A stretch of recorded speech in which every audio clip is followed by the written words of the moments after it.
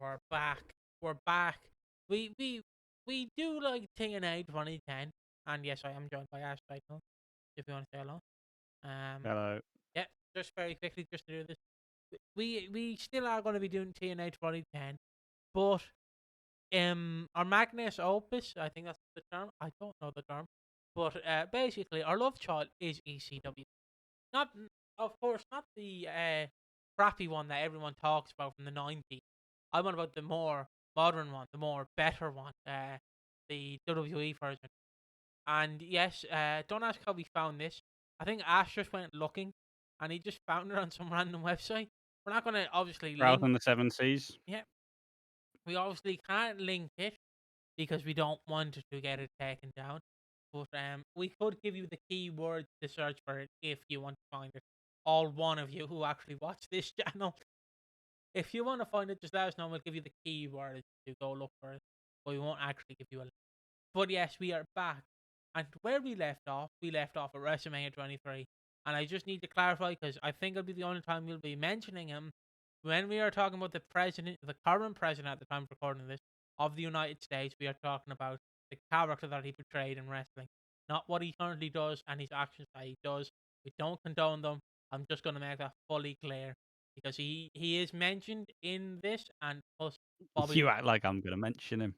Yeah, no, but I'll have to mention him because, like, obviously talking about Bobby Lashley of what he done at WrestleMania 23. I'm just putting it out there. Like, when we're talking about this guy, you'll know in a minute. I was just saying we're talking about his 2007 appearance, not his 2026 appearance, nearly 20 years later. Just for clarity, just so people will know that. And also, yes, I know this is going to be a very rough time these next couple of months in ECW history, but I'm also looking forward to it with do rag Finch and everything. And yes, we will be mentioning Vince McMahon because as long as he's a key part of ECW, we have to mention him for the historical purposes of. And if you are upset by that, I say sorry. But I hope you will still watch. It's I mean, just we're not exactly going to talk about him glowingly, let's be no, real. no, no, we're not. Unless he does something genuinely funny, we're generally going to make fun of him and his shit ideas. Um, but yes, we're not going to talk about him lightly or anyone here who is really either a criminal, a piece of shit, or just a horrible human being. In general, we will not try and glorify them unless they have a good match. That is a joke. That is a joke. But yes, so where I begin is obviously we have Bobby Lashley who is ecstatic because if you don't know, Bobby Lashley, just to mention him, had a match where he was representing Donald Trump. If you don't know, Donald Trump, famous billionaire, yeah, it's just putting out there. Yeah, in case you just don't know who he is, or you just choose not to know who he is. But yeah, he represented Donald Trump against Vince McMahon in a loser must shave their hair match. And obviously, there was no way Trump was losing. Let's be real, he did not give a shit about wrestling. He could give two little fucks about wrestling. And Also, you know some people where you just go, yeah, if I shave my head, it's not coming back. And look, Trump's been. I don't think Trump's gotten a proper haircut for the last like 30 years. So I think he's just always that had that shit's hair. been that shit's been well kept for years. Doesn't look real anymore, but who the fuck cares? It's It just all about appearances. it just looks like a little cat crawled him and died on him. That's all it looks like. But yeah, obviously the entire marquee match for WrestleMania 23 was the Battle of the Billionaires, or as we dubbed it, the 48th WrestleMania. Which yeah, it was fair enough. It was a good like match, but yeah, that Mania it's a bit rough depending if you're looking at it from a historical lens. If you're merely viewing it in 2007, it's an all right. But if you're looking at it with the hindsight of 2025, that time, it has not aged well. But yes, he comes out as Bobby Lashley after shaving Vince McMahon's head. And then then he shows us a replay of what happened on Monday Night Raw. Fucking Vince McMahon came out with a Bucky hat on him. Don't know what I mean. He came out with a little fedora. All he's missing is the little like. It looked like he'd stolen Sergeant Slaughter's hair, like head. Fair enough. But I was just thinking, he looks like one of the people you'd see at like horse racing. There's like a little hat and a little feather sticking out the side of. I don't think he has a feather on the hat, but yeah, he comes out and then Lashley just comes out and goes, "I will expose you," and he goes, "Okay, fair enough." Takes off his hat, and then Vince McMahon puts a towel on his head. Lashley takes it off. He then takes JR's hat. But you gotta make fun of JR. I know he has cerebral palsy, but you know he is one of our long-standing veterans of this business. You might as well make fun of him. That is probably what's going through Vince McMahon's head. Whenever he did make fun of JR. And then Bobby Lashley takes JR's hat off Vince. I presume he gave it back to JR, which would be a nice thing to do. Um, I think you just throw it on the floor, to be honest. bit of a dick move, Lashley. You are supposed to be a face. Rather than just give him back the hat, you know. And then looking at this in current lens, it's not bad, but certainly given the accusations, it's a bit rough. Vince McMahon puts his head under Lillian Garcia's dress, which or skirt, which is He doesn't look up, though. He doesn't look up, which did surprise me. yeah, he did. Thankfully, didn't look up. At least the And then camera picked Lashley it. just whips the skirt off. Yeah, sexual harassment right there, Lashley. Just letting you know there, Lashley. But yeah, he comes out and he says, "Yeah, McMahon will fucking get like 6 lads to batter him, and he'll still fight him. He doesn't care." I hope they gave Lillian Garcia some discretion. Like, all right, yeah, we're gonna do this today. Might want to do some squats or something. Just look, if your ass is gonna get basically exposed to the world, may as well do some squats ahead of time. I reckon they didn't even tell her. I reckon Obviously, they, she was wearing underwear. Like, yeah. No, but I reckon they didn't even tell her. I reckon they just went, "Hey, Lashley, don't be funny what we do when we get out there. That'll be funny if we fucking rip the dress off her. Wouldn't that be funny?" And it's like, uh, yeah, Vince. That would be funny. uh, yeah, I was gonna say there's a thing called consent, but Famously, if you look at it again, a not really in lawsuit. WWE. Yep, there we go. Uh, and then so Bobby Lashley's entire premise is Vince McMahon might send an entire army, but he will still batter all of them. And if you don't know where this is going, stay tuned because it's only going to get better or worse. I know it's a setup for something that we haven't seen yet. But he says, "Oh yeah, Vince is he's basically gonna come after me." Not in this segment though. He He, don't give a fuck this he, segment. he couldn't be Like, asked to show up. what the fuck? Yeah, they're gonna come after me. But what No, about now? no, No, no, no, no, no, not now though. no. Why would I come after him now? That's too obvious. And then Uh, and then we see CM Punk text on Stevie Richards or Steven Richards, or in TNA 2010 that we're in, Dr. Stevie. All different names. Give it to Stevie Richards. It was an all right match, to be honest. Yeah, it's good fun. Yeah. Not much. Stevie obviously works the ribs because Punk was in Money in the Bank. Yeah, which is Nice which little, nice little small story, honestly. I know. Like I know people go they get wanky over the small details, but the detail I do miss modern wrestling is like if someone has an injury, you have like bandages to show it.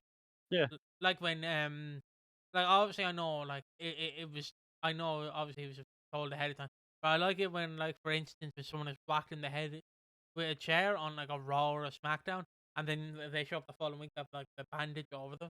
I like that yeah, detail. They don't really do it anymore, but or just stitches. yeah, I wish they would do it because it's a cool detail to have. I don't know why. I just like the small little details. Like if you get whacked in the head with a chair, you would really just have like bandage or stitches on your head. But that's Yeah, me. I think just a nice little touch. But yeah, it's a fun match. Honestly, I say this. I kind of like.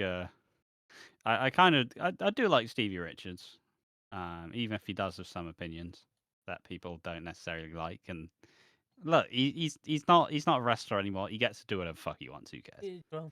He can make his opinions. It's on you if you get upset by them. But we're wrestling fans, and we all have the fucking emotional stability of a fucking I don't even know some of that shit. Emotional stability didn't even have a point to pivot off. Good one, me. Well, I do like. He looks really good. He's in really good. He's in good shape. He's got cool gear. I like. I always love his theme just because of his. It's just because he has the fucking his trademark like hoarse voice. It's just I'll show you. You'll see.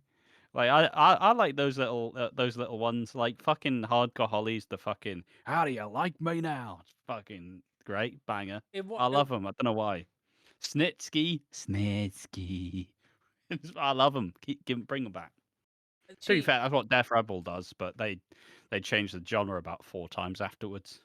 yeah, the problem with this, and I know it's just us being old wrestling fans, but at least with this, it's like, how do you like me now? When I'm around, like compared to Death Rebel, where it's like, yeet, How do you like me now? Ooh, ooh, ooh. Wah, da, da, da, wah, wah, wah, wah, wah, ooh, exactly, ooh. Boop, boop, doo, doo, doo, doo, doo, doo. So what the fuck is going on? exactly. I don't know if Death Rebel did Kate Wilson's new theme, but that's a good theme. And if Death Rebel did it, I don't want to credit. Um, I just you wait till all of them just become AI music. on he's walking to the ring. He's a known racist. It's Hulk Hogan. He said he'd live forever, but did he? And he's fucked. Hulk Hogan. Here comes Horace. There you go. I There's can't wait for there to be a certain subset of people who decide to become famous in history. I just need to fake doing the AI voice. They just sing like an AI. yeah, fair enough. Um, and then we have they show footage of the Condemned, which I believe is a movie that Stone Cold was Stone in. Cold's movie, yeah. Yeah, is that the one that was basically like a prototype for the Marine? Or am I wrong? Pretty much, yeah. Yeah, I thought so. And then we have Rob Van Dam speaking with Timbaland, and Kelly Brook and Layla appear and say, "Yeah, we're gonna impress you next." And then for the music video, and the last backstage segment before they do the little dance, we have CM Punk talks to Matt Striker and Marcus Corvon. Oh yeah, Uh, CM Punk obviously beat Stevie Richards. We yeah, can Stevie. mention that. Yeah. I forgot to mention that. Well, Matt Nice Striker. little fun match. Yeah, Matt Striker and Marcus Corvon basically go, "Hey, look, Punk. We may not have won on Sunday, but still join our group, Punk." And sadly, if Punk did join the group, he would be probably the most known out of all of the new breed, which is true and sad, considering half of them literally could have had careers, but they were either fired or had to leave for personal reasons. Well, Yeah, always Kevin Thorne underrated. yeah, always will So I'll respect say one. best one of the group. Fuck off, there's Monty Brown right there. I knew he did that to wind me up. I knew it. Unless he genuinely does believe it, then he can have. I do not. Yeah, fair enough. But like the only one who has promising out of the new breed is Monty Brown slash Mark I mean, Corvon. they're all promising in their own different ways, right? Like I mean, Elijah Burks, he's not great, but he's decent. He could have been a WWE prospect for sure. He's got the right look. He's got the mic skills. He's kind of like it's wild to see that he was most like it's wild to see that he was most successful in TNA despite these basically like it's like if you look at it currently, like Joe Hendry. Joe Hendry was popular in TNA, but he's the most WWE guy you've ever seen in your motherfucking life. yeah, And that's how I view like fucking Elijah Burke because he's all right. He's not a great wrestler, but like fucking Batista's you like your world champion, boys. Like John Cena's your world champion. Neither of these are good wrestlers. Obviously, they got good in the end, yeah. but I do agree with you. I do like think I do. Like, apart from Matt Striker, like Matt Striker would be a great I still manager. think he was good. Yeah, no. I do agree. What I'm saying is, I think he would have been a better manager for the group. I know Oh that yeah, that's weird to say as a talking piece when you literally have Monty Brown, who who even though looked like a deer in the headlights when TNA's entire roof went on fire, and he basically had to cut that promo, he still did a fantastic job. But like Monty Brown could have been great in a lot. Excuse me, I Elijah mean Burke you could could have. have also just put Mike Knox back in there, who Yeah, had most of the attention anyways. yeah. But yeah, like they've they've good talent. Just a shame that they're all again fired or leave for personal reasons. Yeah, But then up and Matt next, Striker became everybody's favorite commentator for about 2 years, and everybody went, "Man, he's annoying, isn't he?" He's like, "Yeah, didn't he get a dick pic? he is. Or am I He wrong? he is he is a wrestling fan. Yeah, he is. Yeah, we have seen his penis. Ah, Well, exactly. I've seen his penis. Flash it up on screen now, editor. Flash it up. Doc's fat man. I've seen Leafy seen out of Dawn, and I never want to see another peanut attack. But yeah, continuing on, we have the basically the three women perform their dance moves for Timberland, and See, this he is gonna sound really weird and out of pocket. okay, clip this. I don't understand why they're just dancing now. Like, the whole point was that they were supposed to be sexy and strip. Obviously, I hated all those segments. Those segments are ass. But like, what does this do? like, now they're just dancing in less. Obviously, I'm perfect. Like, hey, get paid, sure, fine, do whatever you want. You don't have to strip anymore. Cool. 17-year-old Kelly's not having to strip on fucking live TV. That's fine. Don't give a shit about that. But like, what do you get out of this? Like, I don't understand. They're now just dancing, and two of them can't dance.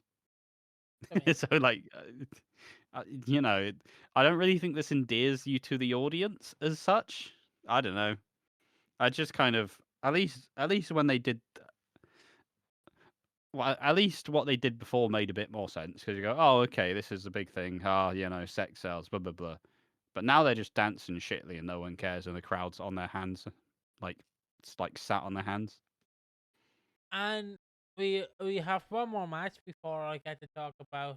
Uh, right, before I get to talk about. Oh, Obviously, once again, I will say, do like Layla, do like Kelly, do like Brooke Tessmacher. All are cool and had way better careers in wrestling than any of them probably should have had. Like, so they worked hard, they got way better, they became wrestlers, and actually had pretty decent careers all in all. So full credit to them. I'm just, I don't know, I like just. I feel like original ECW fans would be like, "What the fuck is this? definitely.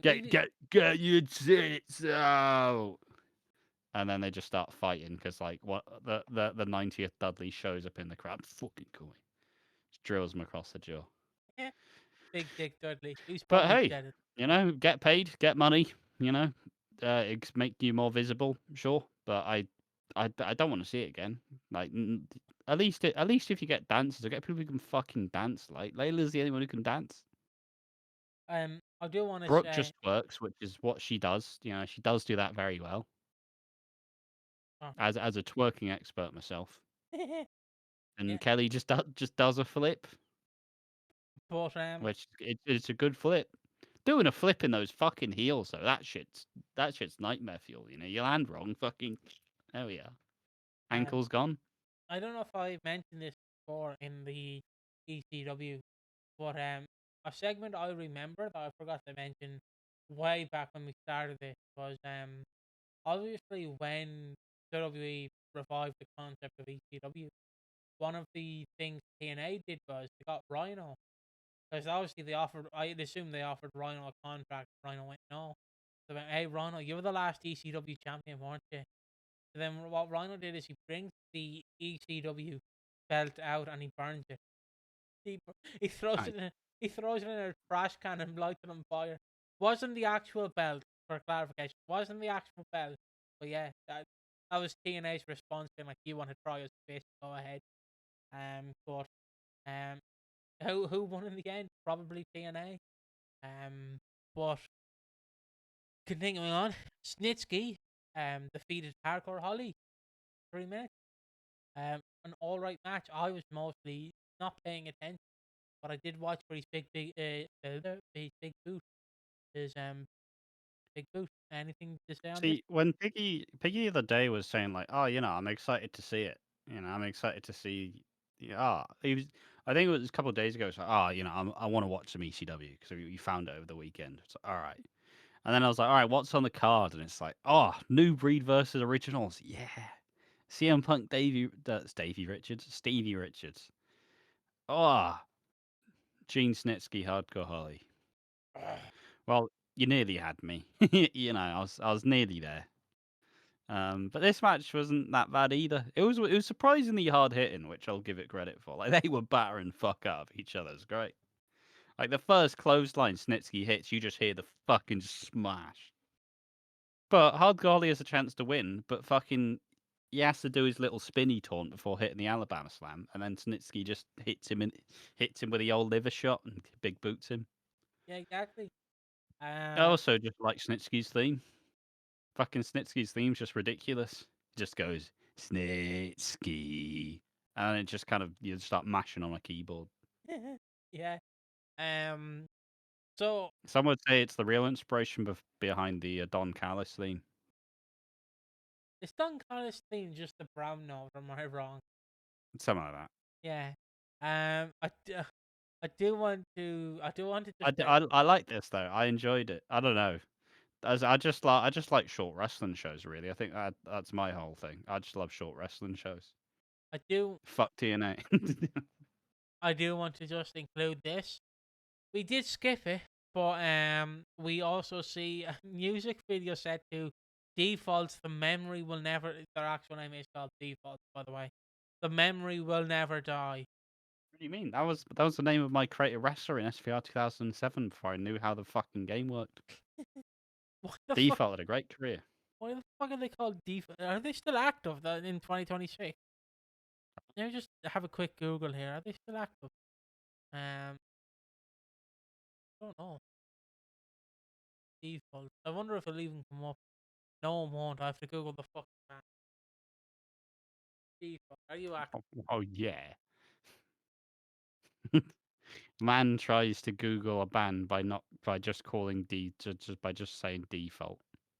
Okay, I've Googled it. So Why is it not working? I've Googled it. So they're a Canadian rock band formed in Vancouver in 1999. They are technically considered hard rock, post grunge, and alternative rock genres. They were active from 1999 to 2013, which is a good like 12 years, but roughly. They have reunited, continuing their activities from 2018. So they've reunited. They're back together. Can't wait to binge their entire catalog and get fed up by them, but still. And then we have Survivors, Ladies and Gentlemen that also play. But like defaults, leave the memory. I was gonna say leave the memories on. That's fucking fuel. But defaults, the memory will never die. It just like it just opens very sad, and you're like, WrestleMania's not dead, lads. We didn't fucking kill it, like. The start of the song is just very sad for no reason. And it's like in the beginning, WrestleMania started at WrestleMania 3 with Hulk Hogan when he body slammed Andre the Giant, and now WrestleMania 23 has Batista fighting the Undertaker. Ooh. And then yeah, they have Saliva's, ladies and gentlemen. And then we also have the Hall of Fame 2007 ceremony, with Kurt Hennig and Dusty Rhodes were Who the all fuck cares? they were. If you don't know, Dusty Rhodes, Kurt Hennig, and Jerry and Jr. Jim Ross and Jerry Lawler were inducted, and there were some others inducted, like the original Sheik. But there you go. I'm probably forgetting. Obviously, respect the legends, but hate the fucking Hall of Fame ceremonies. I mean, the problem nowadays with the Are Hall of you actually supporting them when they retire? No, you're not. Fuck off. was Triple H inducted this year? Am I wrong? I don't know. I think so. Because I remember just fucking like they because of Hillbilly Jim and someone else, they had to be like, you only have this certain amount of time to do it, lad. I mean, yeah, because Hillbilly Jim fucking went, all right, I'm doing all my speech. And he went on for like fucking ages. I've never watched the Like, speech. even I was watching the Hall of Fame. I watched Hillbilly Jim's speech. It was on at like, it was on for like, he went on for at least an hour. Like, it was mental. What was he doing? Like, how was you so much shit to say? You played a character, you played a hillbilly. What the fuck do you have to talk about? You're not famous in wrestling. You were just in the new generation. Shut the fuck up. Do your fucking taunt. Do that fucking thing. Fuck off. Who cares about you? You boring bastard. But also, the Hall of Fame ceremony is just a bit ass. But I'm glad that it's there. Glad that it's there. But I do not need to watch the recaps of the old ones. I'm just laughing because I think I know a story Fucking where, hillbilly Jim. where they got Ric Flair, and Ric Flair was going about overtime, and Vince went to Triple H and went, "Yeah, can you get him off the stage?" But Hillbilly Jim can fucking go on for an hour, but Ric Flair Like I'm not trying to just make this a dig at Hillbilly Jim, but like Hillbilly Jim can go for an hour. Fucking Ric Flair, 20 minutes in your outfit. Ric Flair, arguably one of the greatest. This would have been like 2008 or 2012.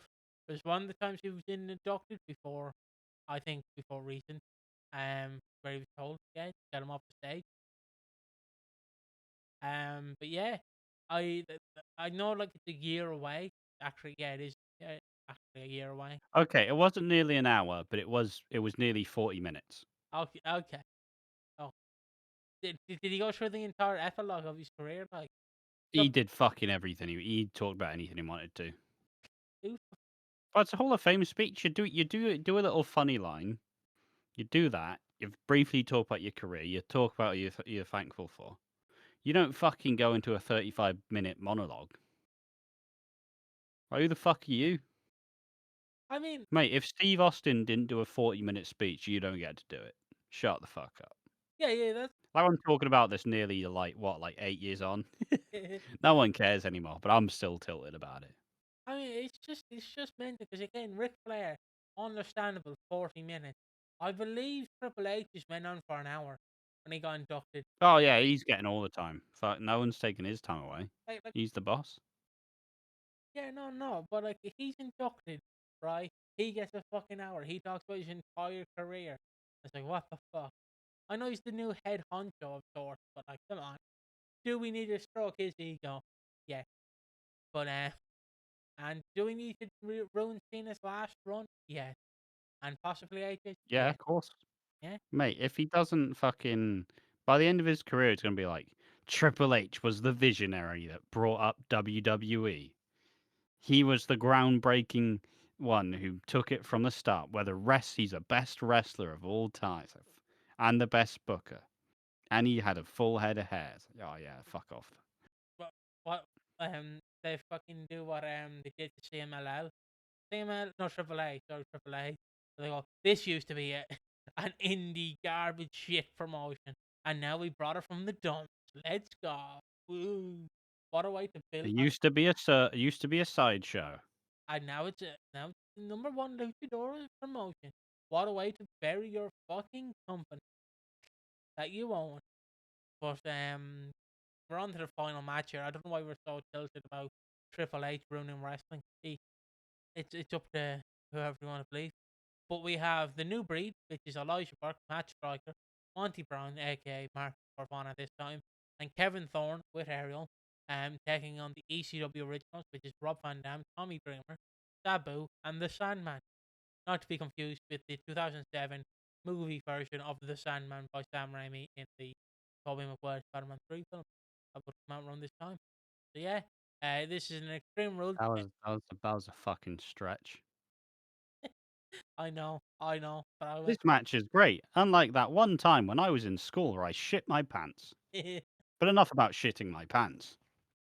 Like, what? Where the fuck that come from? But yeah, an And I was extreme. asking about the shit.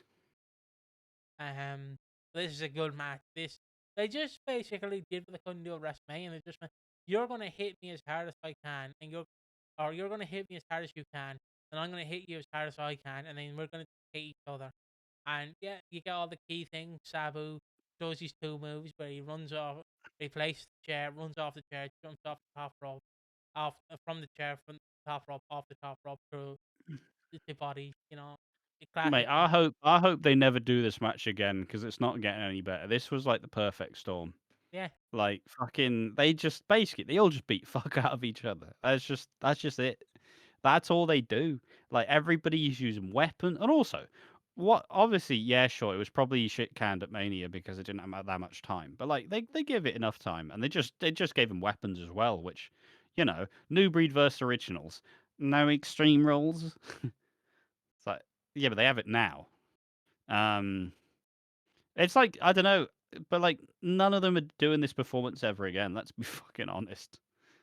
Like this is like a reunion where instead of everybody all fighting and realizing they hate each other, you just have the best weekend of your fucking life, and you go, oh, this was great. Are we doing it again? No, no, no, never do it again. It's not getting any better than that. Just keep the memory there.